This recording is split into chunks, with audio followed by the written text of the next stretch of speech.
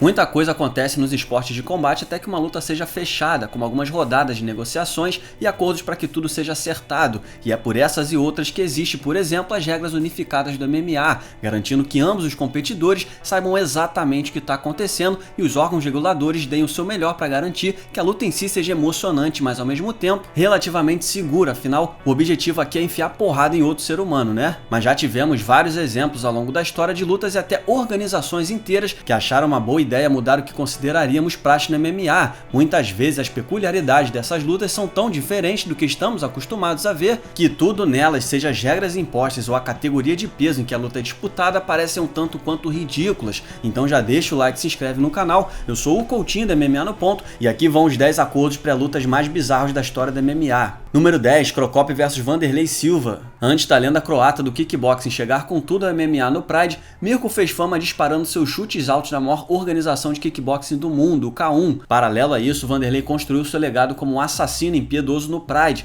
Quando o Cro Cop ficou de saco cheio com o nível de competição no K1 e decidiu se mudar para o MMA, essa luta se tornou um confronto imperdível no imaginário dos fãs. Vanderlei era o campeão até 93 quilos do Pride na época e Cro Cop ainda estava engatinhando no MMA com apenas 3 lutas no currículo. Então os japoneses elaboraram um conjunto específico de regras para tornar a luta mais justo possível. O tempo de luta foi de 3 rounds de 5 minutos, em vez do clássico primeiro round de 10 minutos seguido de outro de 5. Se a luta fosse para o chão, mas chegasse às cordas, eles voltariam a ficar em pé imediatamente, e se a luta fosse para decisão, seria empate. E foi exatamente isso que aconteceu, mas foram 15 minutos de porradaria entre dois dos melhores strikers do mundo, trocando provocações, quedas e mais chutes que um ser humano seria capaz de suportar. Aliás, um asterisco curioso aqui, o Alex Poatan, que estreou voando no UFC, basicamente tem o mesmo nível de experiência de Cro Cop quando ele fechou com Pride, mas lutou com regras normais em sua estreia no octógono. Número 9, Paulo Borrachinha vs Marvin Vettori. Os detalhes básicos definidos antes de uma luta de MMA envolvem o local e a data, mas principalmente a categoria de peso em que o duelo será disputado. Na maioria das vezes isso nem é um problema em si, já que todo mundo sabe qual divisão todo mundo faz carreira em eventos como o UFC,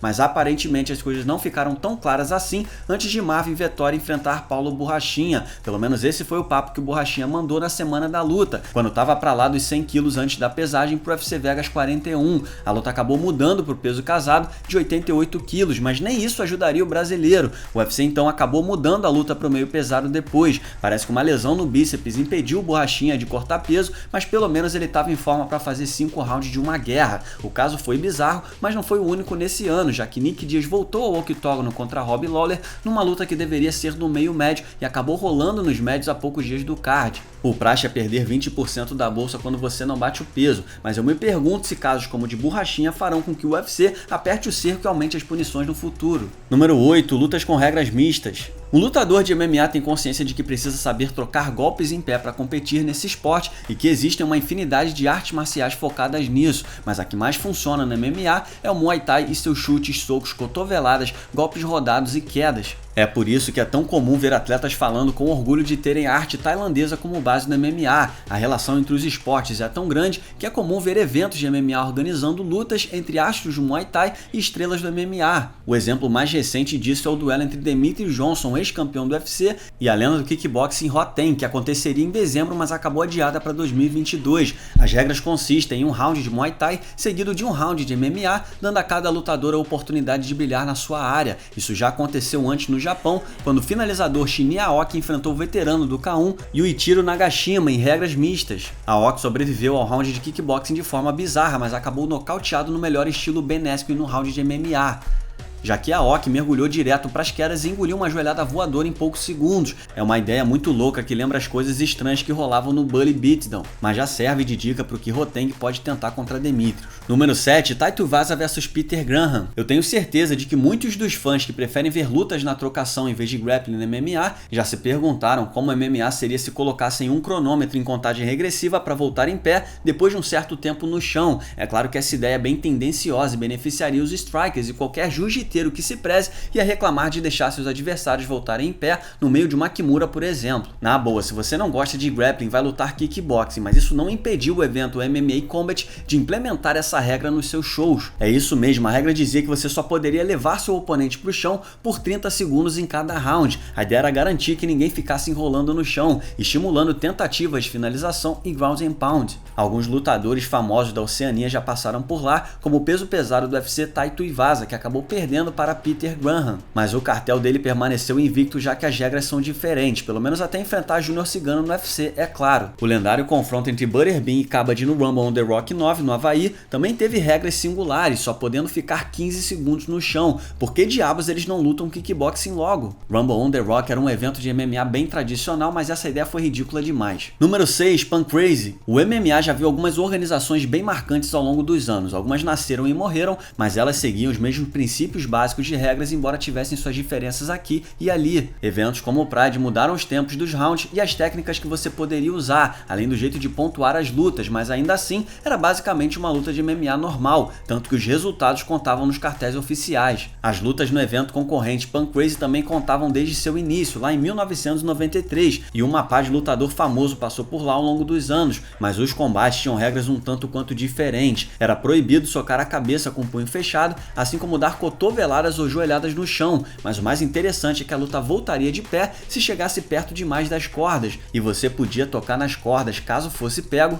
em uma tentativa de finalização, abrindo mão de um ponto para escapar de finalização e voltar em pé. Mas você só podia fazer isso 5 vezes, o evento tinha uma contagem de 10 segundos em caso de knockdown e você perdia um ponto caso conseguisse continuar na luta. O Pancrase também tinha um sistema de cartão amarelo e vermelho parecido com o que rolava no Pride, e vencia a luta quem perdesse menos pontos. Mesmo com tanta regra diferente, o Pancrase ainda conta no cartel oficial dos lutadores de MMA. O Rings, que rolava na mesma época, tinha um conjunto de regras parecido, até era divertido em algumas das lutas se comparado às lutas sob regras unificadas, mas sejamos sinceros aqui, é diferente demais. Número 5, UFC 9. Alguns de vocês já conhecem a história por trás do UFC 9, que rolou no meio da guerra entre o UFC e os órgãos regulatórios oficiais americanos, que complicavam demais a organização de eventos do UFC em seus estados. Foi nesse evento em Detroit, Michigan, apelidado de Motor City Madness, que o UFC abandonou o formato de torneio pela primeira vez e marcou 7 lutas casadas. O problema é que os tribunais locais não estavam felizes com a ideia de ter um UFC por lá, e o senador John McCain lançou uma campanha contra o esporte, chamando de espetáculo brutal. O resultado dessa brigalhada toda é que o evento foi liberado, mas sobre regras diferentes, como a proibição de socos,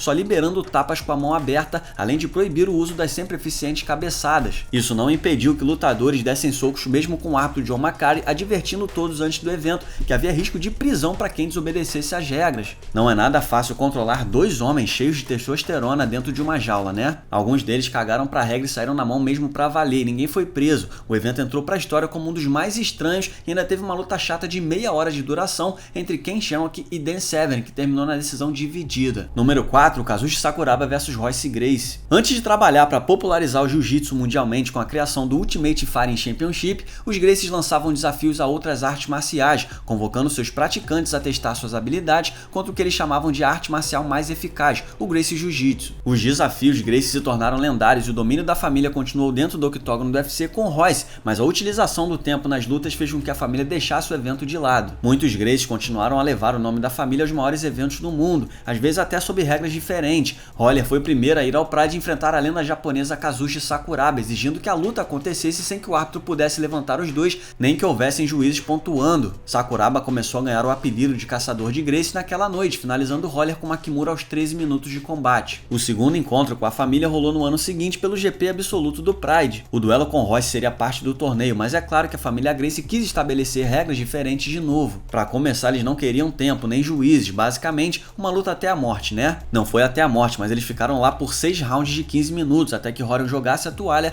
declarando Sakuraba o vencedor. Número 3, Darina Madziuk vs Grigori Kristiakov. Não sei nem por onde começar com esse caos aqui. Uma luta entre um homem e uma mulher no MMA já é bastante ridículo por si só, mas vai explicar isso pro pessoal do evento russo Nosso Negócio, que colocou uma lutadora profissional chamada Darina Madziuk, que era 3-1 no MMA, contra o youtuber super pesado Grigori Kristiakov. Pois é, eu avisei que essa era uma luta bizarra. Ignorando que os gêneros são diferentes, os caras marcaram uma luta entre atletas que estão separados por 8 categorias de peso. Com uma vantagem de peso que equivale a 2 Yoel Romeros, Grigori aparentemente aparentemente achou que seria uma luta fácil, exibindo seu surpreendente atleticismo assim que chegou, amassando Darina contra a grade de tal forma que as mãos dela desapareciam na sua barriga. Mas Darina conseguiu encaixar alguns bons socos e o grandalhão caiu pedindo arrego. Até o nosso querido Capoza não aguentou tamanha bizarrice. Darina ficou tão famosa que acabou contratada pelo Bellator, mas ainda não conseguiu vencer por lá. Número 2, Gene LeBell vs Milo Savage. Muita gente debate qual foi a primeira luta de MMA da história. Nós temos exemplos de lutas de Pancration na Grécia Antiga, Bartitsu em Londres e Vale Tudo no Brasil até chegar ao MMA moderno, mas a primeira luta de MMA a ser televisionada nos Estados Unidos rolou em 1963, com ninguém menos que a lenda do judô Gene LeBell enfrentando Milo Savage, um boxeador profissional que tinha uma experiência no wrestling amador. Gene havia treinado artes marciais desde muito jovem, aprendendo com Ed Lewis aos 7 anos de idade, até treinar na lendária Main Street Boxing Gym aos 11. Mas sua fama realmente veio no judô, vencendo 2 campeonatos nacionais nos Estados Unidos na década de 50. O boxeador e escritor Jim Beck certa vez disse que qualquer boxeador era melhor do que qualquer artista marcial, oferecendo $1000 a quem pudesse provar o contrário. Ed Parker encorajou seu professor Gene LeBell a aceitar o desafio. Why me?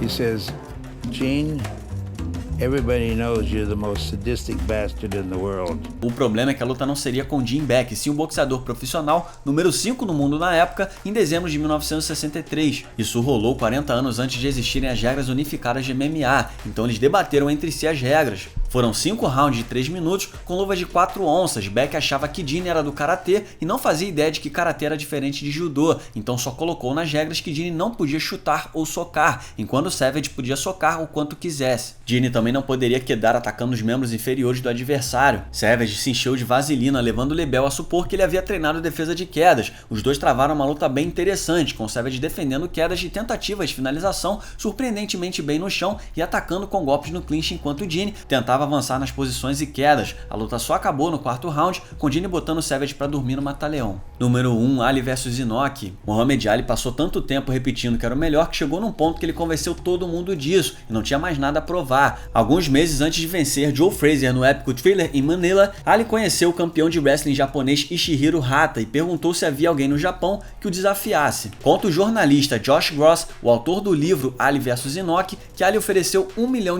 se eles pudessem vencê-lo, e é claro que Inoki topou o desafio. Os treinadores de Ali, Angelo Dundee e Ferdy Pacheco, admitiram que acharam essa luta uma ideia imbecil e avisaram a Ali que ele podia enfiar os dedos nos olhos do rival ou arrancar seus testículos. Ali enfrentou o wrestler Gorilla Monsoon em uma luta de exibição e mostrou como o pro wrestling podia ser eficaz, mas a maioria do público acreditava que a luta seria armada, já que Inoki era do Telecat que o resultado seria decidido antes, tanto que algumas casas de apostas não aceitaram apostas para essa luta. Se tem um pro wrestler enfrentando um boxeador, a gente pode chamar de MMA, né? A questão era quais eram as tais regras. O problema é que as regras só foram decididas um pouco antes da luta começar. Inoki não podia chutar a menos que estivesse ajoelhado, agachado ou no chão. Ele também não podia quedar ou agarrar Ali. O Wikipedia japonês conta que só ficou decidido assim porque Ali não tinha se tocado de que seria uma luta de verdade, então passou a exigir um monte de mudanças nas regras que só foram reveladas pouco antes da luta, já que a ideia vendida para o público tinha sido outra. O que Inoki poderia na luta então? A verdade é que ele não podia fazer muita coisa, já que qualquer bom lutador de MMA sabe que a melhor estratégia contra o boxeador é mirar nas pernas. E foi exatamente isso que ele fez, mas da única maneira que as regras permitiam, de costas para o chão. Ali provocava e chamava Inoki de covarde, enquanto o japonês chutava tanto suas pernas que Ali desenvolveu coágulos de sangue e quase teve que amputá-las, é sério. Inoki chegou a dar uma rasteira no boxeador e ficou por cima, mas Ali foi malandro e segurou nas cordas, já que as regras permitiam isso. E pensar que alguém imaginava que isso seria como MMA.